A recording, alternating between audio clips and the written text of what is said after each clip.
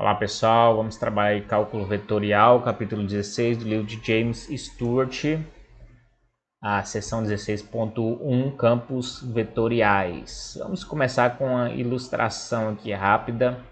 Os vetores da figura 1 representam os vetores velocidade do ar e indicam a velocidade escalar, direção e o sentido do vento em pontos a 10 metros da superfície na área da Baía de São Francisco. Então está aqui duas imagens representando o fluxo de ar, portanto aí. E você vê a imagem cheia de vetores, não é isso? Ou seja, para cada pontinho desse há um vetor indicando a velocidade, tá? Nós vemos no relance, a partir das maiores setas na parte A, que as velocidades do vento maiores naquele tempo ocorreram quando entraram na baía do outro lado da ponte Golden Gate. Então, por aqui assim, mais ou menos, essas setas maiores, tá? Depois, a parte B mostra o padrão de vento muito diferente 12 horas antes. Mas o interessante para nós aqui, nessa ilustração, é que isso aqui basicamente está mostrando a utilidade de um campo vetorial, né? Então você tem uma estrutura onde cada ponto você consegue associar a ele um vetor, né? Representando determinada grandeza aí, nesse caso está trabalhando a velocidade, mas isso é basicamente a ilustração de um campo vetorial. Vamos ver mais detalhes aqui, ó. Associado a cada ponto do ar, podemos imaginar um vetor, velocidade do vento. Esse é um exemplo de campo vetorial de velocidade, tá certo? Outro tipo de campo vetorial, chamado campo de força, associa um vetor força a cada ponto da região. Um exemplo é o campo de força gravitacional. Em geral, um campo vetorial é uma função cujo domínio é um conjunto dos pontos de R2 ou R3 e cuja a imagem é um conjunto de vetores em V2 ou V3. Não sei se vocês conseguiram já captar a ideia aí, mas o que é esse conceito de um campo vetorial? Campo vetorial já é uma função, tá bom? Uma função cujo domínio é um conjunto de pontos em R2 ou R3 e a imagem é um vetor. Então você vai de ponto para vetor, tá bom? Olha a definição aqui mais formal. Definição, seja D um conjunto em R2, uma região plana. Um campo vetorial em R2 é uma função f que associa a cada ponto x, y em D um vetor bidimensional f de x, y. Então, tá aí a definição do que seja um campo vetorial. A melhor maneira de enxergar um campo vetorial é desenhar a seta representando o vetor f de x, y, começando no ponto x, y. É claro que é possível fazer isso para todos os pontos x, y, mas podemos visualizar f fazendo isso para alguns pontos representativos em D, como na figura 3. Então tá aqui, ó. Imagine que você tem uma função campo vetorial f de x, y. Então para todo ponto x, y você consegue definir um vetor a partir desse ponto. Você calcula e surge um vetor. A partir desse ponto você calcula e o resultado é um vetor. E assim sucessivamente. É claro que aqui vão ter infinitos pontos, então por isso você não vai, na prática, desenhar infinitos vetores. Na prática, para representar, você ilustra alguns vetores desse campo vetorial, tá bom? Uma vez que f de x, y é um vetor bidimensional, no nosso caso, poderia ser tridimensional em outra situação, mas nós estamos tratando de bidimensional. Então podemos escrevê-los em termos de suas funções componentes, p e q, da seguinte forma. Então a função f de x, y pode ser escrita aqui, ó, pelos seus componentes. P de x, y, i mais q, x, y, j. Lembrando que o i e j é que fazem com que essa estrutura se torne um vetor, não é isso? P e q são seus componentes, que aqui, quando você coloca na notação de vetor, é a sua parte em x e a sua parte em y aqui, entre aspas, não é isso? Você tem um x aqui, que é dado por pxy, e você teria o y aqui, que é o qxy, tá bom? Você pode colocar de forma mais compacta, f é igual a pi mais qj. Tá? Observe que P e Q são funções escalares de duas variáveis e são chamadas algumas vezes campos escalares, para distingui-los dos campos vetoriais. Tá bom? Mais uma definição aqui agora entrando no R3, tá bom? E daqui a pouquinho a gente vai ter exemplos e algumas coisas mais práticas. A gente está começando aí, então essas definições são importantes. Então, definição, seja E um subconjunto de R3, um campo vetorial em R3 é uma função f que associa a cada ponto x, y, z em E um vetor tridimensional f de x, y, z. Tá bom? Então, o pensamento é análogo ao que a gente está fazendo em R2. Um campo vetorial f em R3 está ilustrado na figura 4. Então, está aqui a figura 4, que você está no espaço x, y, z, tá bom? A partir de um determinado ponto x, y, z, pela sua função aí você vai conseguir construir um vetor a partir desse ponto. O vetor f de x, y, z. Tá bom? Para cada ponto você tem um vetor, então isso aqui é um campo vetorial. Certo? Podemos escrevê-lo em termos de suas funções componentes, p, q e r, como a gente viu também anteriormente, e ficaria mais ou menos assim, ó, f de x, y, z é igual a P, x, y, z, i mais Q, x, y, z, j mais R, x, y, z, k. Tá bom? Como nas funções vetoriais, podemos definir a continuidade dos vetores, dos campos vetoriais, e mostrar que f será contínua se somente se suas funções componentes P, Q e R forem contínuas. Tá bom? A continuidade está relacionada à continuidade dos componentes. Às vezes identificamos o ponto x, y, z com seu vetor posição. Nota que o ponto x, y, z no espaço ele pode ser dado por uma função vetorial, né? Um vetor que conduz até esse ponto x, y, z. Certo? Então esse ponto x, y, z pode ser dado vetorialmente como esse vetor x, que é o x, y, z, de coordenadas x, y, z. Tá ok? E escrevemos então f de x em vez de f de x, y, z. F de x aqui, ó, é f do vetor x, em vez de f de x, y, z. Se você pensar, então, no ponto x sendo identificado pelo um vetor, então você vai ter f se tornando uma função que associa um vetor f de x a um vetor x. Um vetor x que conduz até o ponto e um vetor do ponto até o f de x. Tá bom? Mas sem complicação aí. Não vamos complicar a situação. Eu vou explicar melhor esses detalhes, tá? Então, primeiro exemplo aí. Um campo vetorial em R2 é definido por... Aí aqui você tem uma função já definido, um campo vetorial. F de x, y é igual a menos y mais xj. Então, descreva f esboçando alguns dos vetores de f de x, y, como na figura 3. Então, a figura 3 está aqui, ele já calculou alguns, ele mostrou, né, como é que funciona a existência de alguns vetores. Nós vamos fazer agora, baseado nesse campo vetorial dado, tá bom? Então, a gente tem o seguinte, f de x, y é igual a menos y mais xj.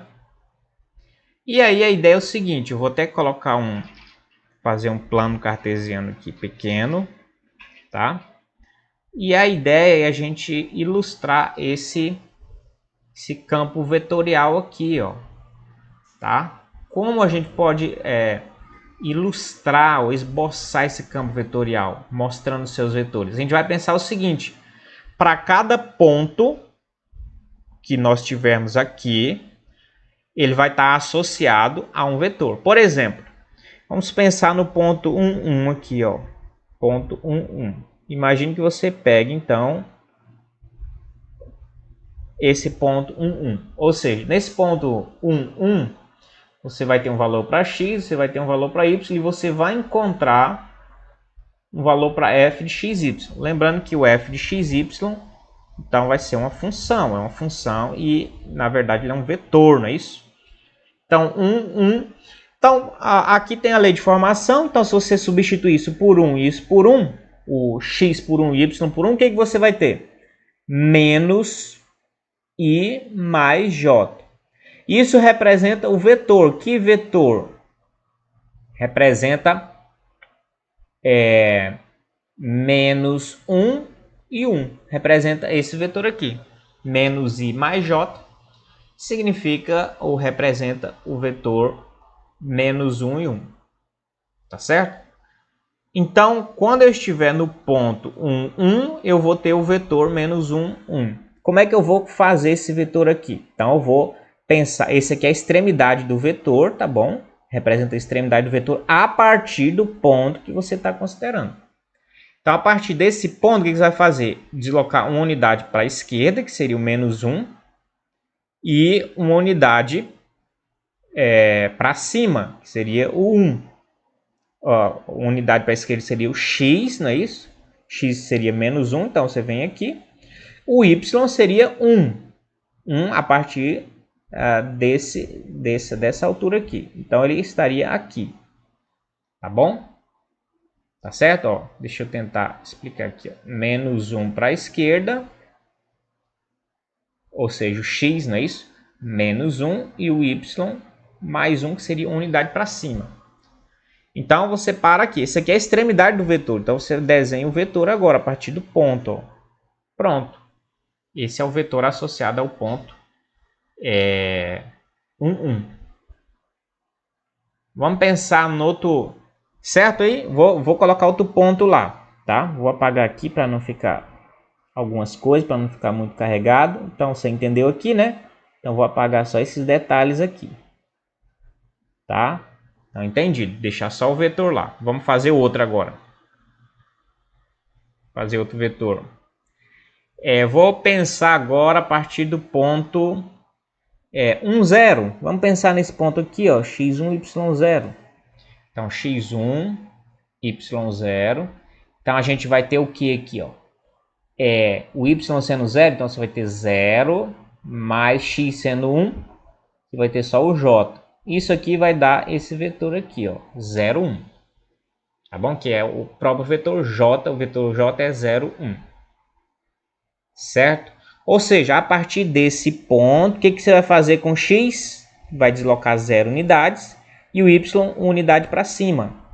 Então, esse vetor vai deslocar uma unidade para cima, não é isso? A extremidade dele vai ser uma unidade para cima desse ponto. Então, ele vai estar aqui, ó. Então, vai ser esse vetor aí. Certo? Vamos pensar agora no vetor seguinte.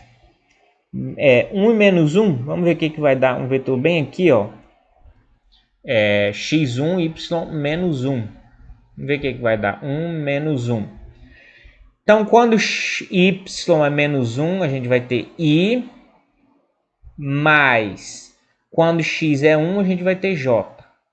E a gente vai ter o vetor 1, 1. Tá certo? A partir desse ponto. Ou seja, 1, 1 quer dizer que a gente vai andar uma unidade para a direita e uma unidade para cima, para chegar na extremidade. Então, esse vetor vai estar aqui. Extremidade dele partindo do 1 menos 1. Certo? E assim por diante. Cada ponto que você tiver nesse plano, não é isso? Você pode associar a ele um vetor. E você vai então construindo a partir disso. Portanto, você vai construindo o campo vetorial. Certo? Vamos ver aqui então, aqui eu acho que já tem resposta. Então aqui, ó. Então a gente tem aqui representado então alguns vetores desses, né? No ponto 1, 0 a gente tem esse vetor a gente fez lá, ó. Esse vetor está representado lá na resposta, esse que a gente fez aqui. Que mais? O vetor, deixa eu ver se tem mais algum.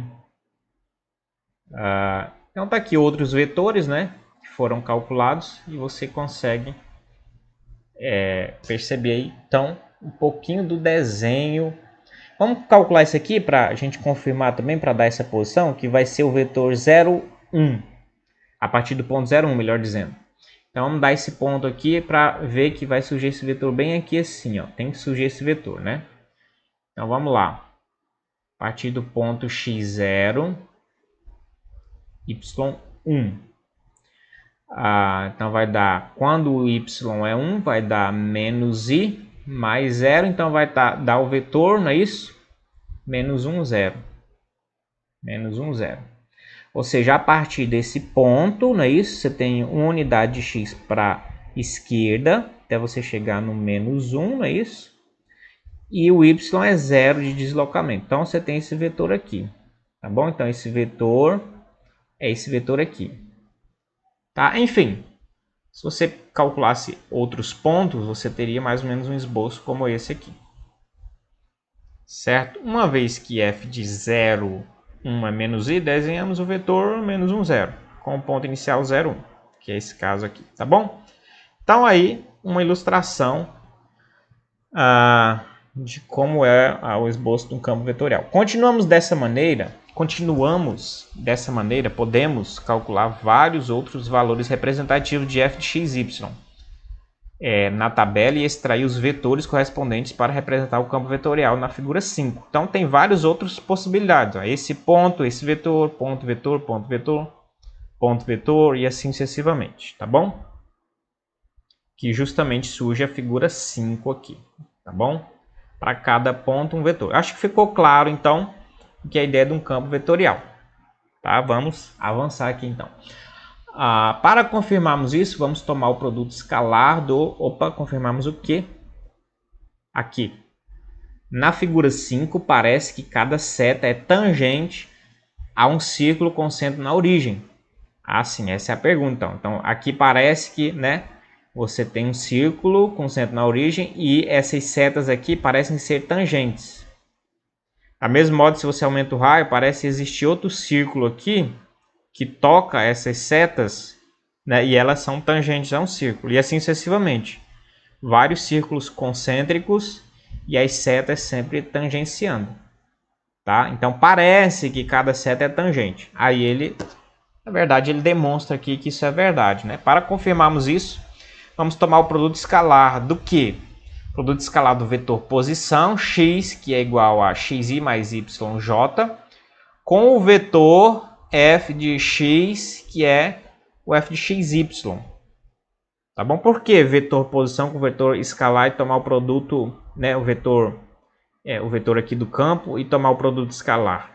Então, o vetor posição seria, por exemplo, aqui a partir da origem, ele poderia, a posição até esse ponto 1, 0, ele seria aqui, ó, esse vetor daqui para cá, não é isso? Vetor posição, que daria a posição desse ponto. Agora, o vetor a partir desse ponto, que é esse para cima. Então, por que ele vai fazer o produto escalar? Porque justamente se esse produto escalar der 0, confirma-se que aqui tem um ângulo de 90 graus. Então, o vetor posição e esse vetor aqui da função vai ser comprovado que eles são perpendiculares. Então, isso aqui, de fato, vai ser tangente ao círculo, tá bom?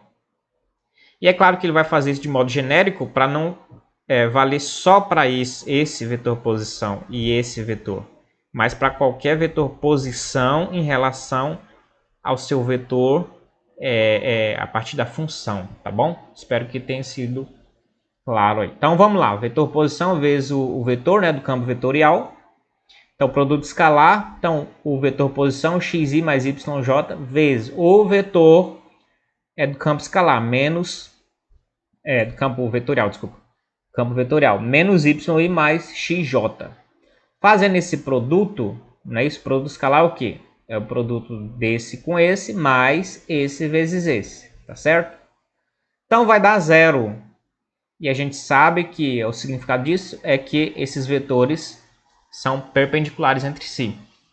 Isso mostra que aí essa função f de xy, né, isso do campo vetorial, é perpendicular ao vetor posição xy e, portanto, tangente ao círculo com centro na origem, que tem raio módulo do vetor x, que é raiz quadrada de x ao quadrado mais y ao quadrado. Ok? Observe também que a norma desse vetor f de xy vai ser igual a raiz quadrada de menos y ao quadrado mais x ao quadrado, que é igual a raiz quadrada de x ao quadrado mais y ao quadrado, que é a norma de x. Ou seja, se você prestou atenção, tem o mesmo comprimento, não é isso? Então, o vetor aqui, ó, vai ter o mesmo comprimento do raio, tá certo? Do círculo. Olha que interessante. Então, esse raio aqui é uma unidade, esse vetor vai ter comprimento unidade. Ou unidade, ou... acredito que isso aqui é 1, né? Uma unidade. Se aqui, vamos supor, tem 3 unidades, esse vetor vai ter comprimento de 3 unidades, porque foi mostrado aqui, desculpa, que o comprimento, né, a norma desse vetor é a mesma norma, é isso, do vetor posição, que é o tamanho do raio, certo? De modo que o comprimento do vetor é igual ao raio do círculo, é o que a gente falou, a conclusão que a gente chegou, tá bom? Mais uma ilustração, daqui a pouquinho tem mais exemplos envolvendo algum cálculo aí, tá bom? Mas nesse momento mais ilustrativo mesmo. Imagine um líquido escoando uniformemente em um cano e seja v de x, y, z o vetor velocidade em um ponto x, y, z. Então v associa um vetor a cada ponto x, y, z de certo domínio E, que está ali no interior do cano. E assim v é um campo vetorial em R3 chamado campo de velocidade. Um possível campo de velocidade é ilustrado na figura 13. Então, para cada ponto você consegue trabalhar, identificar um vetor velocidade do líquido que está escoando dentro desse cano, tá bom? Aí uma aplicação aí também, ilustração de um campo vetorial, no caso, campo de velocidade aí, tá bom? A velocidade em qualquer campo, a velocidade em qualquer ponto é indicada pelo comprimento da seta. Campos de velocidade ocorrem em outras áreas da física. Por exemplo, o campo vetorial do exemplo 1 pode ser usado como campo de velocidade, descrevendo a rotação no sentido anti-horário de uma rota. No exemplo 1 aqui é um campo de velocidade, esse aqui, não é isso? No exemplo 1 pode ser também tido como um campo de velocidade, mostrando aqui um sentido anti-horário, tá certo? Descrevendo então a rotação no sentido anti-horário de uma rota. Agora um exemplo extremamente importante justamente para quem, e especialmente para quem está estudando aí física, tá bom? Que é justamente o nosso contexto, essas aulas de cálculo são direcionadas aí primariamente para a minha turma de física. Então, se você está estudando isso como um ferramental para a física, então essa parte também é muito importante, tá? A lei da gravitação de Newton afirma que a intensidade da força gravitacional entre dois objetos com massas m e m, m minúsculo, né, e m maiúsculo, então a intensidade da força gravitacional entre dois objetos. Ali ele colocou norma, não é isso? Norma de F vai ser igual a m vezes m g sobre R2. Isso aqui é a famosa lei da gravitação de Newton, tá bom? R aqui vai ser identificado como a distância entre os objetos. G é a constante gravitacional.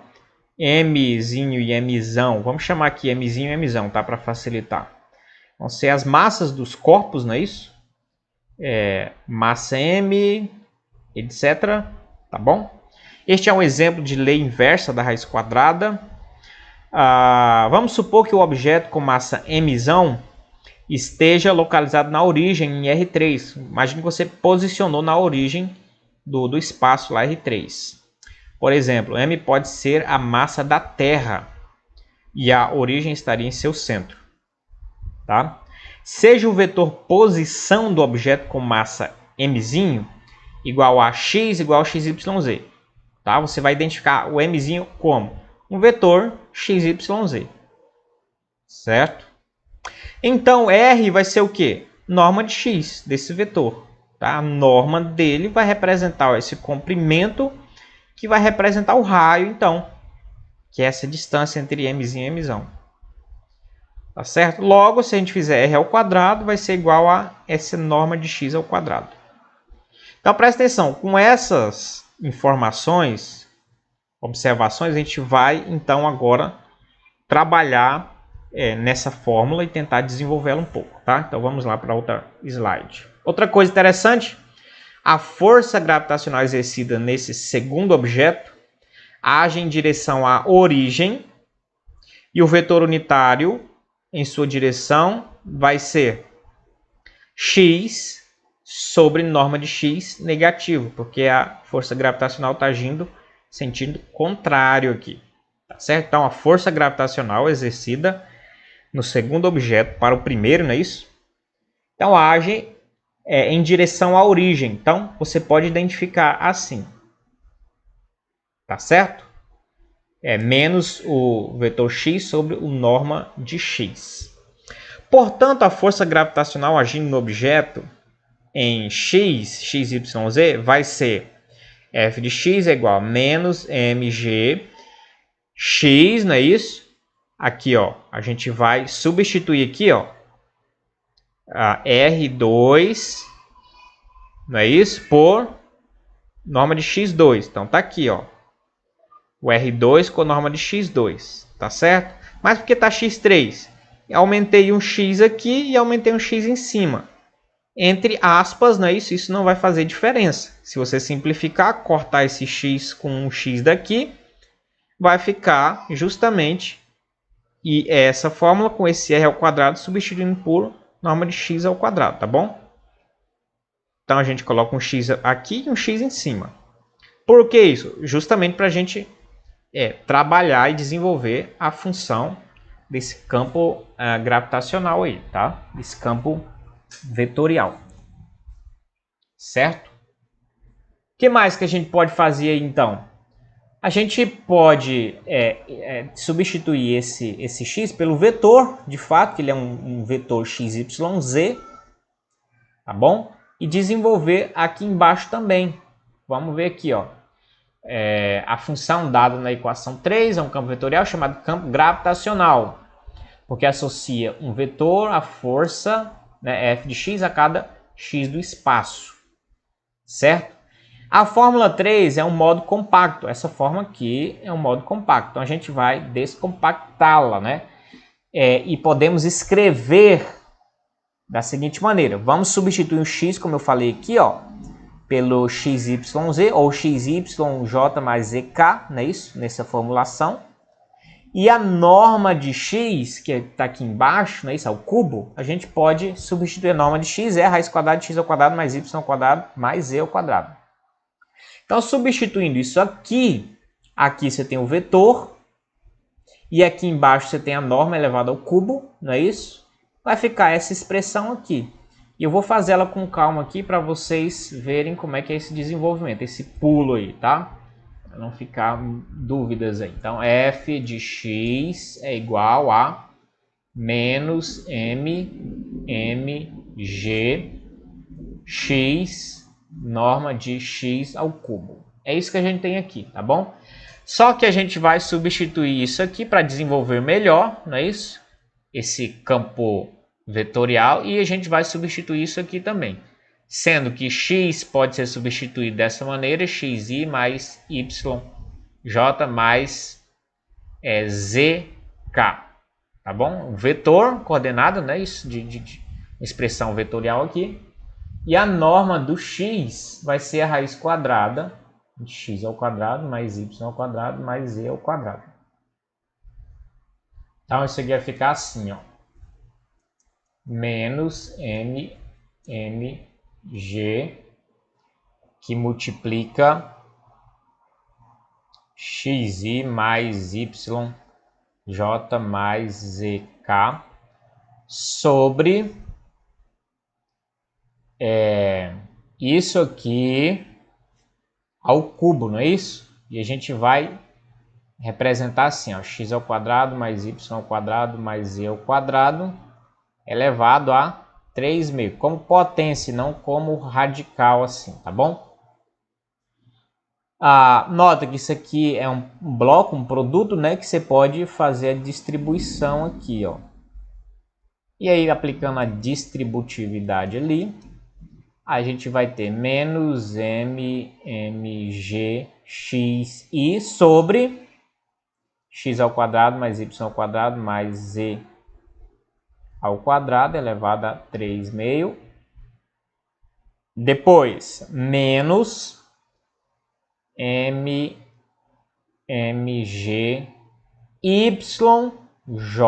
sobre x ao quadrado mais y ao quadrado mais z ao quadrado elevado a 3,5, mesma coisa. E por fim, menos mmgzk sobre x ao quadrado mais y ao quadrado mais z ao quadrado. E a gente desenvolveu. Agora note, isso aqui é um campo vetorial. Por que um campo vetorial?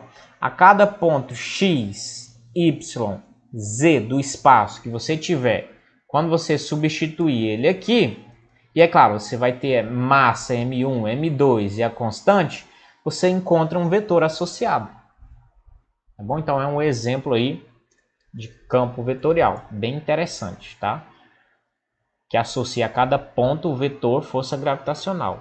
Olha a ilustração dele, tá? Para cada ponto você teria um vetor, né, força gravitacional, né, ali no sentido, com a direção e sentido para a origem, certo? Então você tem essa ilustração aí, bem interessante esse exemplo do campo de força gravitacional. Suponha que aí uma aplicação bem parecida também, nós vamos comentar ela rapidamente, né? Mas é bem parecida com o campo gravitacional, tá? Suponha que uma carga elétrica que esteja localizada na origem, pela lei de Coulomb, né? A força elétrica F de x, exercida por essa carga sobre uma carga Qzinho, localizada no ponto x, y, z, com o vetor posição x igual a x, y, z então basicamente a mesma formulação, né? F de x igual a E, Qzinho, Qzão, x sobre módulo norma de x ao cubo, tá bom? E esse E ocupa o lugar daquela constante G na gravitação, né? Esse E é uma constante que depende da unidade usada, tá? Para cargas de mesmo sinal, nós temos que Qzinho e Qzão ali vão ser, produto vai ser positivo e a força é repulsiva. Para cargas opostas, Qzinho e Qzão menor que zero, a força é atrativa, tá? Qzinho, Qzão vai ser menor que zero e a força vai ser atrativa, né? Ora ela aponta para dentro, ora ela aponta para fora, essa força aí. Então tem muita semelhança com as fórmulas que a gente viu aqui atrás, não é isso? Ó, com essa formulação aqui, muita semelhança, tá? Vamos avançar aqui, ó.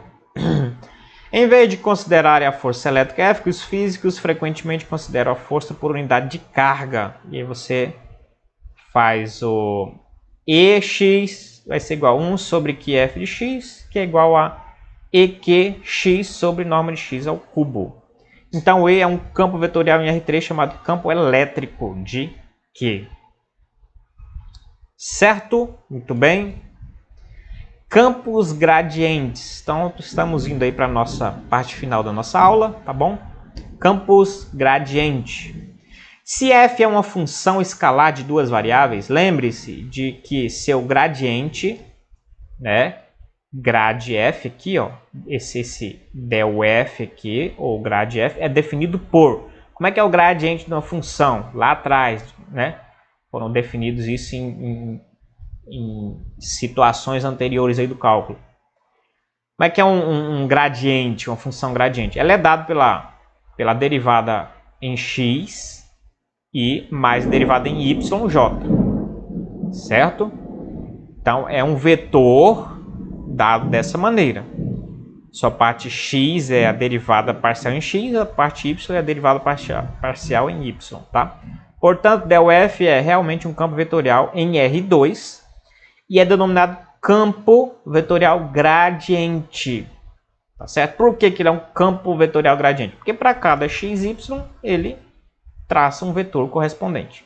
Da mesma forma, se f é uma função escalar de 3 variáveis, seu gradiente é um campo vetorial em R3, dado por...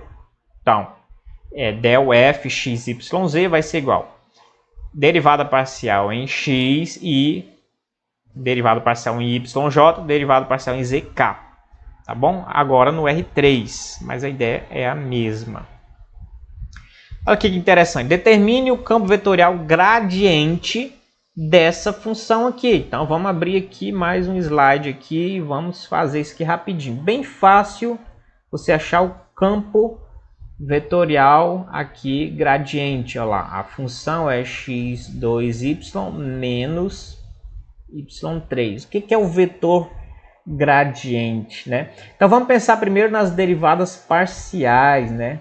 Vamos calcular aqui as parciais em x e a derivada parcial aqui em y, que vai nos dar base para responder o final aqui.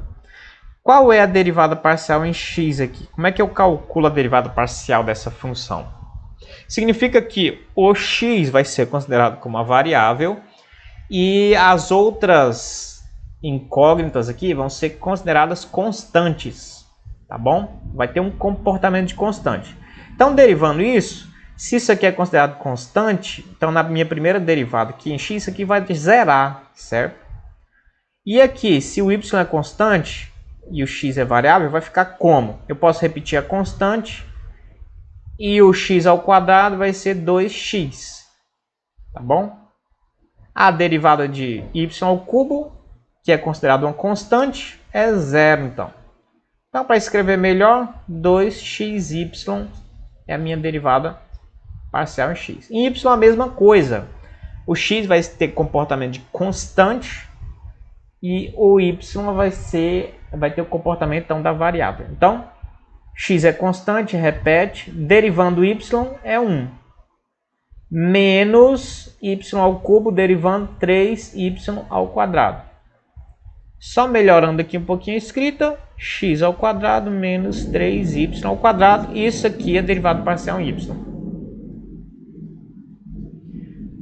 O gradiente vai ser então isso, ó.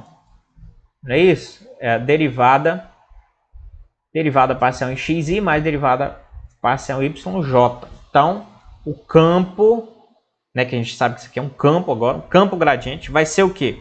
2xy mais x ao quadrado menos 3y ao quadrado j. Pronto, tá aí o campo gradiente. Você pode colocar aqui xy também, não tem problema. Então, esse aí é o nosso campo gradiente, tá bom? Aqui, ó, vamos comparar 2xy e x ao quadrado menos 3y ao quadrado j. Certo? Bem tranquilo. A figura 15 mostra o mapa de contorno dessa função que a gente acabou de fazer, não é isso? E o campo vetorial gradiente. Mapa de contorno é mesmo aquela curva de nível, né? Não sei se vocês lembram das curvas de níveis, né? Então está aparecendo aqui em vermelho, tá? E o vetor gradiente são esses vetores em azul. Olha a observação interessante. Observe que os vetores gradientes são perpendiculares às curvas de nível, porque ele é o vetor gradiente. Uma justamente propriedade do vetor gradiente é que na curva de nível ele passa por ela em 90 graus, tá bom? Isso é uma propriedade. Outra coisa interessante, outra observação. Observe também que os vetores gradientes são mais longos, onde as curvas de nível estão mais próximas umas das outras. Então aqui, ó, curvas de níveis mais próximas, olha que o vetor gradiente é mais longo. Curva de níveis mais distantes, vetor menorzinho. Por que isso? Pensa aí, por quê? Porque isso se deve ao fato de o comprimento do vetor gradiente ser o valor da derivada direcional. Não é isso? O vetor gradiente aponta para a derivada direcional de f, certo? E a proximidade das curvas de nível indica uma inclinação no gráfico. Ou seja, Essas curvas, quando estão de nível, quando estão mais próximas, indica que no gráfico, né, aí tridimensional, você tem uma inclinação maior, uma derivada maior. É mais íngreme, vamos dizer usar esse termo. Então a derivada é maior, por isso que o vetor é maior. Certo? Quando as curvas são mais distantes, então quer dizer que também a derivada delas vai ser menor. A inclinação entre uma e outra, não é isso? Vão ser menores. E, portanto, a derivada menor. Essa é a explicação. Certo? Vamos aqui à parte final. Cadê aqui? Um campo vetorial F é chamado campo vetorial conservativo se for o gradiente, se for o gradiente de uma função escalar. Ou seja, se existir uma função f tal que f é o gradiente dessa função. Entenderam aí? Então, campo vetorial conservativo é aquele que surge a partir do gradiente de uma função. Nessa situação, f é denominada função potencial de f. O fzinho, né? O fzinho é a função potencial de f, porque o gradiente dela gera a função f, certo? Nem todos os campos vetoriais são conservativos. E a gente vai estudar mais para frente a importância desses campos conservativos, ok? A gente vai ter mais aplicações dos campos conservativos, tá? Então, nem todos os campos vetoriais são conservativos, mas esses campos aparecem frequentemente em física. Por exemplo, o campo gravitacional F, né, do exemplo 4, é conservativo. Por que que o campo gravitacional F é conservativo? Porque ele é o gradiente de outra função. Que outra função? Essa aqui, ó. Se você calcular o vetor gradiente disso aqui, você vai encontrar o campo gravitacional F. Como que eu acho o gradiente disso? É só a gente fazer essa estrutura. Del f x, y, z vai ser derivado parcial xi mais derivado parcial em yj mais derivado parcial em zk. Certo? Derivando parcialmente em x, isso aqui, a gente pode fazer isso com facilidade. E a gente vai encontrar a derivada parcial em x, essa estrutura. Tá certo? Depois, derivando parcialmente em y, essa estrutura aqui, o que a gente vai ter? Basicamente, isso aqui. Basicamente essa parte de baixo, né? Porque o resto tudo é constante, tá repetindo aí. E derivando parcialmente isso aqui em z, o que a gente vai ter? Essa última parte aqui. Tá bom? Vou fazer uma para vocês verem de onde é que surge isso aqui. Então, vamos pegar isso aqui rapidinho, tá? E fazer uma derivada aqui só. X, y, z. Vocês vão ver que as outras vão decorrer. Aqui é mg sobre raiz quadrada de x ao quadrado, y ao quadrado mais z ao quadrado. Tá? Então, derivando isso aqui em relação a x, parcialmente, né? Nota que isso aqui tudo é constante. Então, a gente repete. mg. Na verdade, então, tem que... a gente tem que derivar basicamente isso aqui, ó, x ao quadrado mais y ao quadrado mais z ao quadrado elevado a meio, não é isso? Então, basicamente, a gente tem que derivar isso aqui em relação a x. Então, vamos lá. x, y, z, né? mg. Então, vamos colocar isso aqui lá no numerador. Então, vai ficar assim, ó, x ao quadrado mais y ao quadrado mais z ao quadrado elevado a menos meio. Como é que a gente deriva isso aqui? A gente vai ter que usar a regra da cadeia, né? Isso, derivada de fora vezes a derivada de dentro. Em relação a x, tá? Vamos repetir aqui de novo, mg. Então, vai ficar aqui, ó, vezes, aqui, ó, menos meio, cai aqui para baixo. X ao quadrado, repete aqui, não é isso? Elevado a menos 1, então fica menos 3 meio. Vezes a derivada de dentro, só que parcialmente em relação a x. Então, isso aqui zero, vai ficar 2x. Certo? Nota que esse 2 com esse 2 também já pode simplificar. E isso aqui a gente vai colocar para baixo, tá? Levar ele denominador e esse menos a gente vai jogar lá para o começo da expressão. Então, finalizando essa primeira parte, a gente tem isso aqui, menos mmg, tá bom? Nota que o menos já foi lá para o começo. O que mais que a gente tem? X, não é isso? Aqui em cima, ó, x. Isso tudo aqui, né? Vamos colocar para baixo, que o expoente está negativo, ele vem aqui pro denominador com expoente positivo. X ao quadrado mais y ao quadrado mais z ao quadrado elevado a 3/2. Pronto, essa é a primeira parte aqui, ó. Tá? Olha aqui, ó, menos mmgx aqui em cima, tá? Aqui embaixo, x ao quadrado mais y ao quadrado mais z ao quadrado elevado a 3/2. Certo? Aí eu só fiz a derivada parcial, mas a gente sabe que tem o i aqui, certo? Faria a mesma coisa com o y e com a parte do z, tá?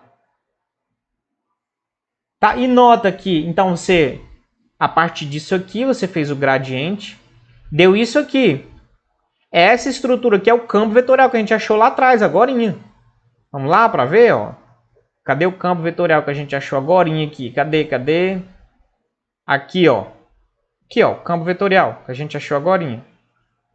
Então, esse campo vetorial veio de quem? De uma função cujo gradiente dá isso aqui. Certo? Veio dessa função aqui, certo? Cujo gradiente dela, o vetor gradiente, gera um campo vetorial. Tá? Então, isso aqui é um campo gradiente. É um campo vetorial que surge a partir do gradiente de uma função f. Certo? Então é isso. Nossa aula fica por aqui, tá bom? Nossa proposta então foi trabalhar aí campos vetoriais, seção 16.1. Até a próxima. Valeu!